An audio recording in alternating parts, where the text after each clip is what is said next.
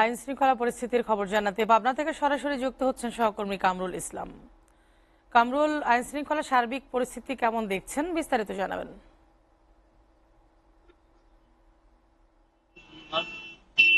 পাঁচই আগস্ট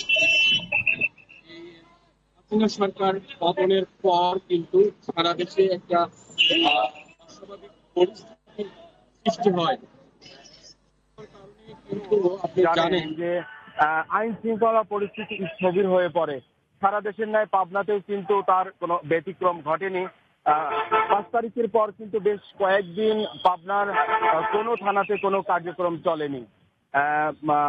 স্বরাষ্ট্র উপদেষ্টা ব্রিগেডিয়ার সাখাওয়াত হোসেন এবং নতুন আইজিপির নির্দেশনার পর পর কিন্তু পাবনার সকল থানাতে পুলিশি কার্যক্রম শুরু হয়েছে। আমি এখন যেখানে দাঁড়িয়ে আছি এটা হচ্ছে উত্তর অঞ্চলের প্রবেশদ্বার।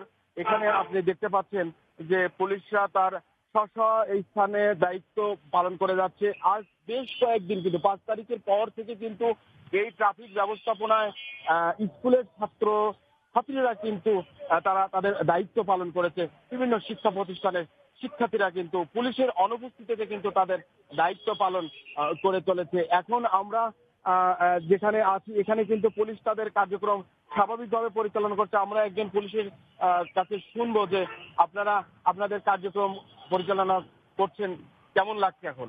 এখন আমাদের স্বতঃস্ফূর্ত ভালো লাগতেছে। মাননীয় আইজি স্যারের নির্দেশ ক্রমে আমরা সব ট্রাফিক পুলিশ সকল জায়গায় আমরা কাজ করতেছি এবং এখানে আমাদের সাথে ছাত্ররা ছিল, তারা আমাদের অনেক সহযোগিতা করছে এবং স্থানীয় জনগণ তারাও সহযোগিতা করছে এবং আমরা আর এই স্বাভাবিক কার্যক্রম চালাতে সকল আপনাদের সাথে আমরা আছি। ছাত্ররাই জনতা, জনতাই পুলিশ, এইগুলি আমি আমার জি, আপনি যেটা শুনলেন আসলে পাবনার পরিস্থিতি কিন্তু এখন অনেকটাই স্বাভাবিক।